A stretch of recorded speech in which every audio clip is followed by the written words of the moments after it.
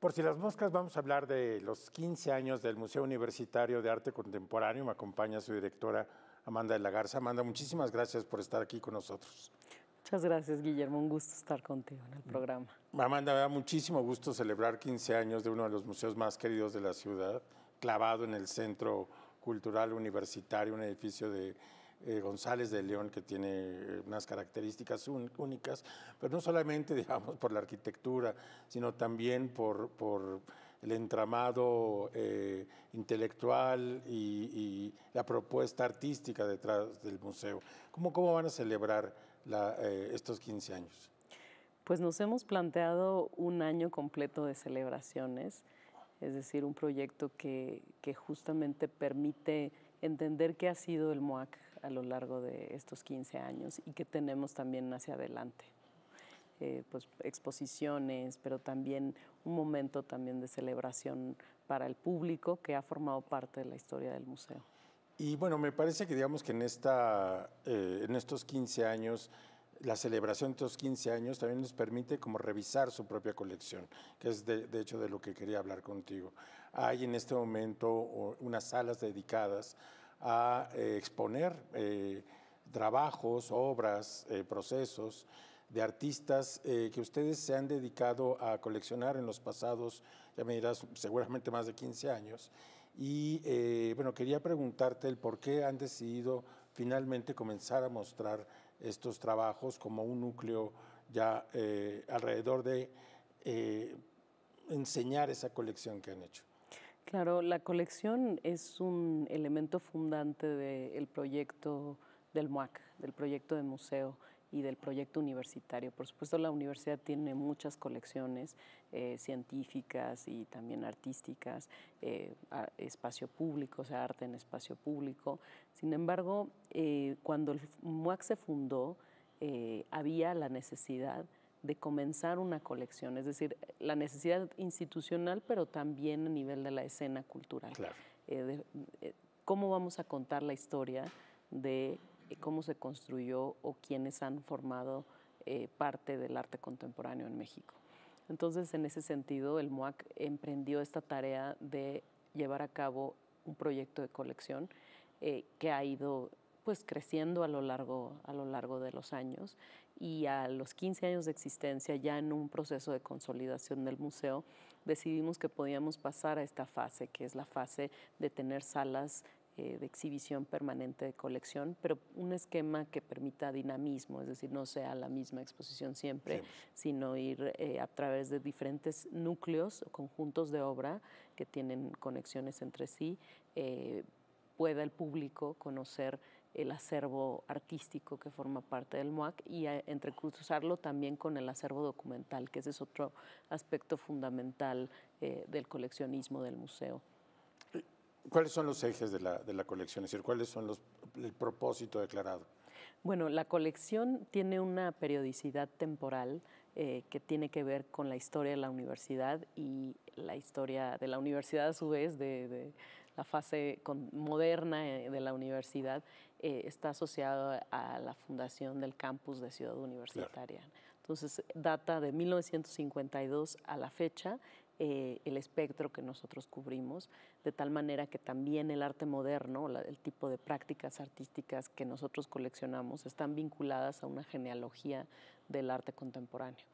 Y en ese sentido, pues hay un conjunto muy amplio de prácticas, no solo es de artistas mexicanos, eso creo que te iba a preguntar, que me gustaría comentar, porque el arte contemporáneo como práctica es un arte global en donde no está asociado a un Estado-nación, precisamente. Entonces hay obras de artistas de otras latitudes que sin embargo tienen un trabajo que se conecta con temáticas que son relevantes localmente o bien que han hecho proyectos relacionados con México. ¿Por qué es importante que una institución pública, a diferencia de privados que también coleccionan, haga un trabajo de esta naturaleza? ¿Y por qué la UNAM? ¿No? La gente se preguntará por qué la UNAM tiene que meterse en estos temas. Bueno, por un lado existe una parte, digamos, más tradicional, que es el sentido patrimonial, de generar un acervo patrimonial que es público, ¿no? Pero también yo creo que hay otro aspecto muy importante que no tiene que ver solamente con albergar los objetos, conservarlos, con preservar el patrimonio, es de qué manera estas obras nos permiten construir, por un lado, historia del arte, o nosotros contribuir a este proceso. Por otro lado, construir memoria respecto Totalmente. de cómo se construyó esa escena y cómo esa escena de arte contemporáneo está vinculado con la historia cultural de este país en un sentido mucho más amplio. Y en otro sentido también pensar de qué manera podemos nosotros contribuir a la educación, alfabetización visual, que eso es algo importante como misión, en términos de que el público que no está familiarizado con el arte contemporáneo pueda entender justamente las genealogías y las características y las particularidades del arte contemporáneo en México. Para esta ocasión presentan ¿cuántos núcleos? Creo que son 5. Así es, son 5 núcleos de exhibición con los que comenzamos este proyecto de largo plazo, que por un lado algunos tienen que ver con artistas que abordan la problemática de la violencia, que ha sido una problemática muy recurrente en la producción artística en México. Por otro lado, una revisión de uno de los fondos documentales del MOAC, el Archivero. También una pieza ahí dentro de uno de esos núcleos que tiene que ver con una nueva adquisición, es decir, una obra de reciente adquisición. Otra sección que para nosotros es muy relevante, que se llama pues el Cuarto Oscuro, Sí. que justamente pues aborda las prácticas de la disidencia sexual, ¿no? Prácticas homoeróticas que son revisadas por los diferentes artistas, y otro conjunto de obras que establecen una relación con el arriba y el abajo, ¿no? La noción de escultura frente al espacio, ¿no? En términos no solo arquitectónicos, sino más generales, al ras del suelo. Entonces, para nosotros era justamente muy importante ofrecer esta variedad de puntos de vista que den cuenta de la riqueza de la colección. De la cantidad de maneras en que se puede acomodar y reacomodar las piezas, ¿por qué escogieron estas 5? Bueno, escogimos estas 5 porque, por un lado, pensábamos que era relevante presentar también la variedad Temporal, ¿no? Y también de artistas, sí. temporal de los artistas, porque no estamos intentando hacer un relato exclusivamente, digamos, lineal, ¿no? O más bien no es lineal, sino más bien mostrar, como comentábamos, esta diversidad de puntos de partida de las obras, cómo se conectan entre sí, pero también las colecciones no son aparatos homogéneos. Hay plan de colección, es decir, se hace de una manera razonada, lógica y planificada. Sin embargo, las colecciones, en todas las colecciones del mundo, pues tienen, digamos que no son conjuntos homogéneos, ¿no? Entonces también muestran la forma en que el arte contemporáneo tiene una forma que es que no es, digamos, plana, ¿no? Que tiene, digamos, como diferencias entre sí, diferencias de aproximación, recurrencias en donde en un momento dado, en un periodo histórico, hay una orientación, ¿no?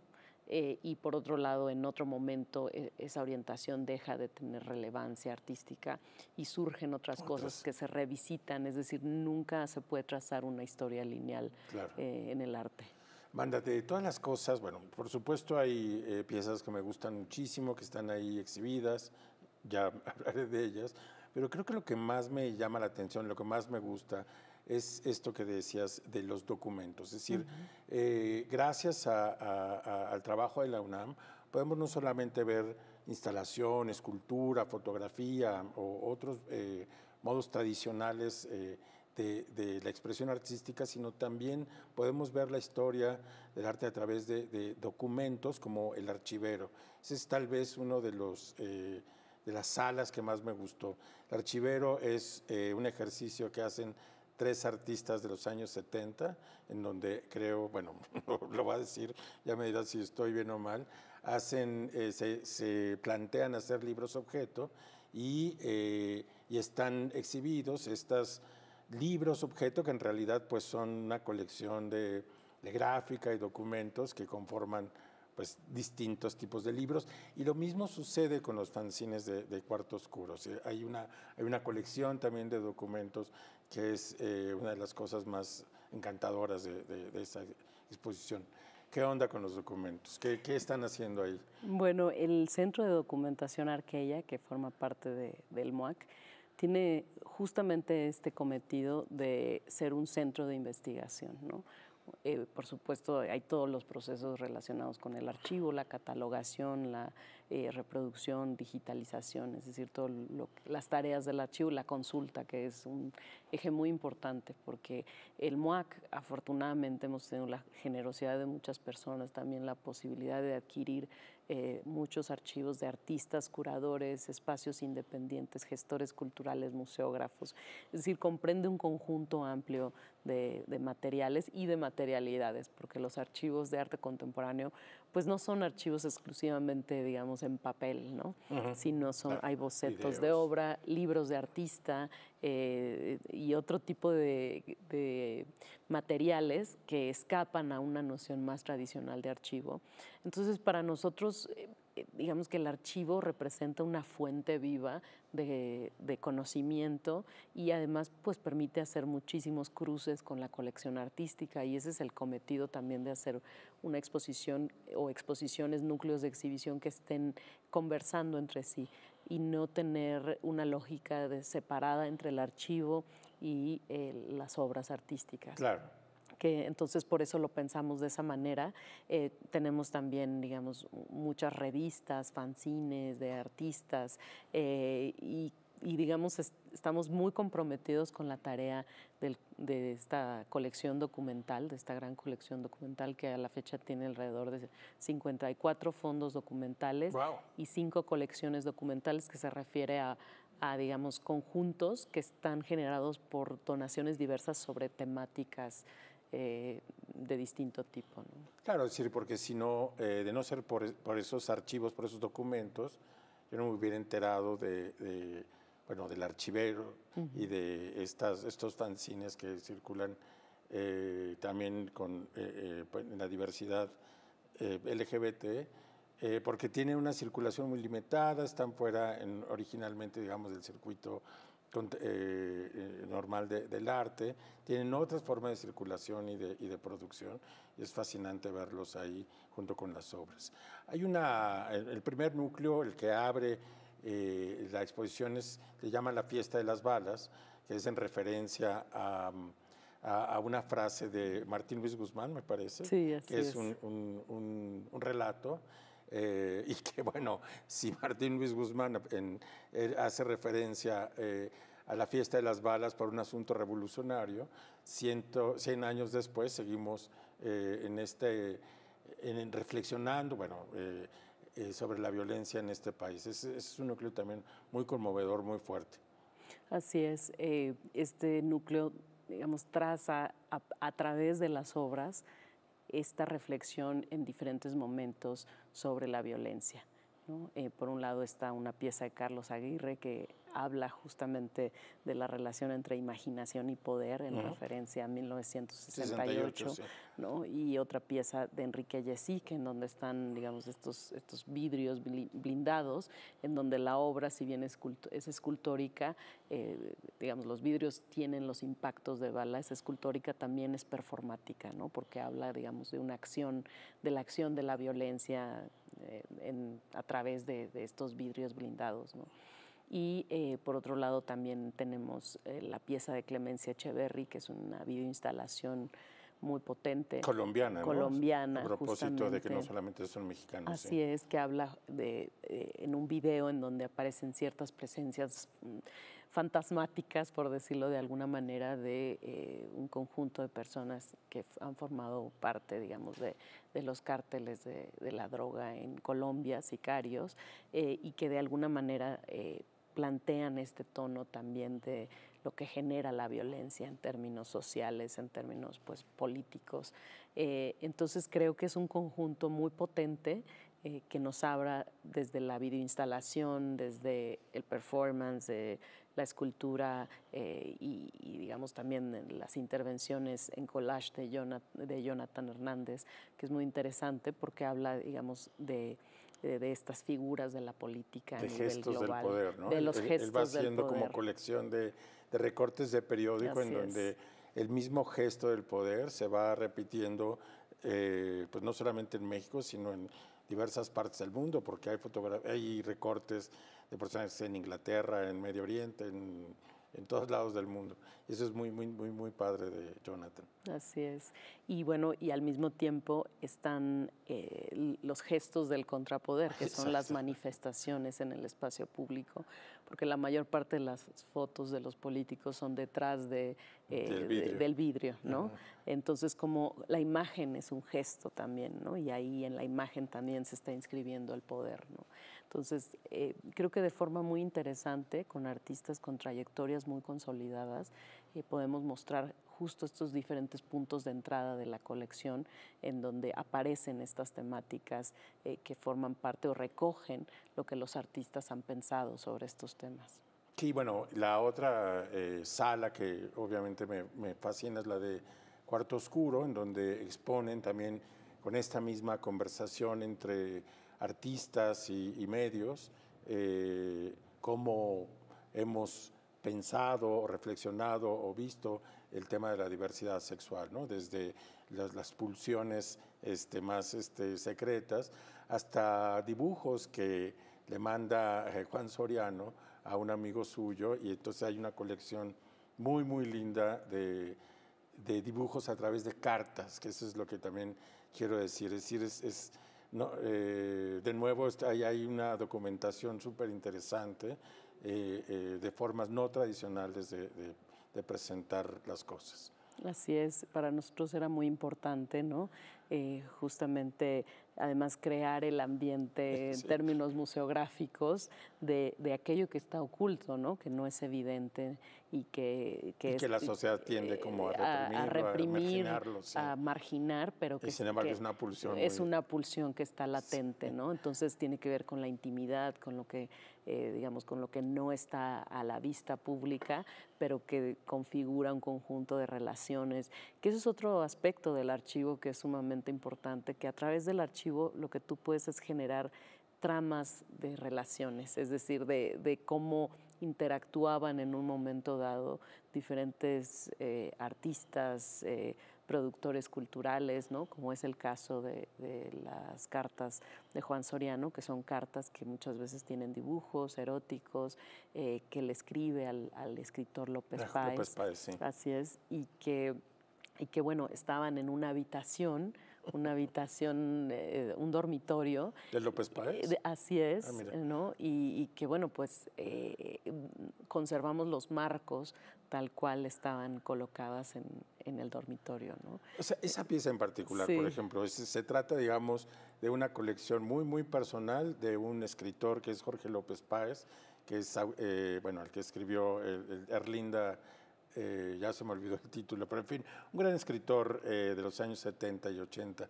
Pero es algo que está en su casa, tal vez no tenía aspiraciones artísticas, aunque eran cartas de Juan Soriano, pero la UNAM compra esos dibujos con todo y marco y los vuelve a poner en la pared, ¿no? Así es. Y es una donación, ¿no? Que pues estamos muy agradecidos, como te comentaba, muchas veces la generosidad de las personas de saber que en la universidad esto va a estar preservado, va a ser estudiado, exhibido, ¿no? Y que hay un resguardo de esa memoria.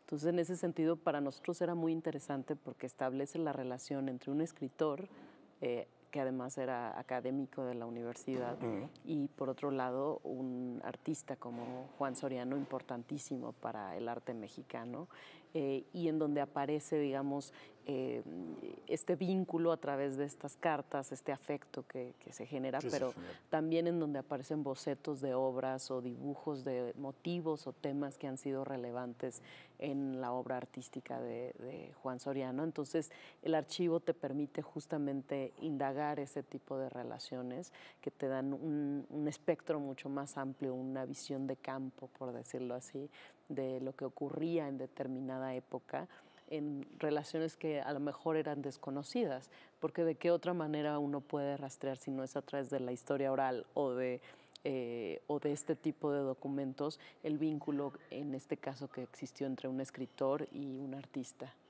Bueno, pues, ¿cuánto tiempo va a estar estos 5 núcleos y cada cuándo van a estar cambiando, en fin, las exposiciones? Van a estar por 6 meses y después vamos a cambiar el conjunto de núcleos de forma escalonada para tener... pues, de forma escalonada, es así decir, es. Habrá un cuarto que se transforme luego en otro y en otro, eso es fascinante. Sí. Así es, y otro aspecto es que después de 2 años cambiarán las salas que son sede de la colección, de tal manera que también el propio espacio arquitectónico, ¿no?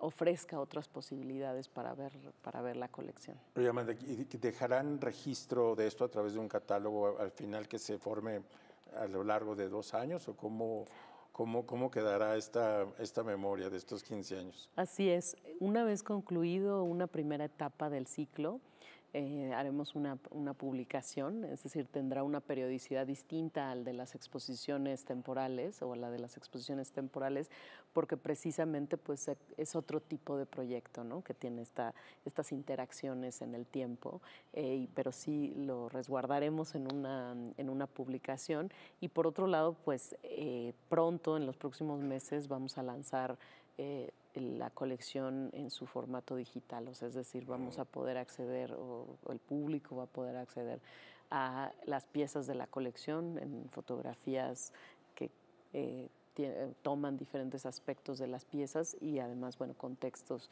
que abordan pues las características, la descripción de las obras que forman parte de la colección del MOAC. Por el momento es la colección artística. Wow, qué bien. Y pues estamos muy entusiasmados de este proyecto en el marco de los 15 años, porque creemos que es momento de, digamos, de hacer esta revisión, porque no hay otra institución en México es lo que te iba a preguntar. que esté haciéndolo. Exacto. Qué bueno que la UNAM tomó este cometido, pero en efecto se convirtió en la única institución, está sola en este asunto, ¿no?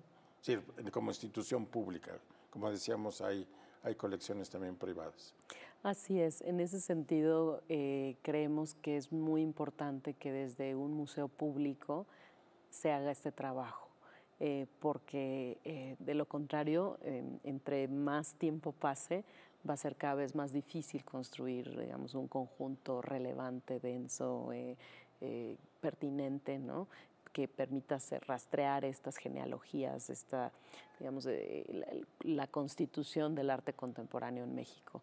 Y en ese sentido, eso solo es posible pues, por el papel que tiene la universidad en este país, ¿no? Es decir...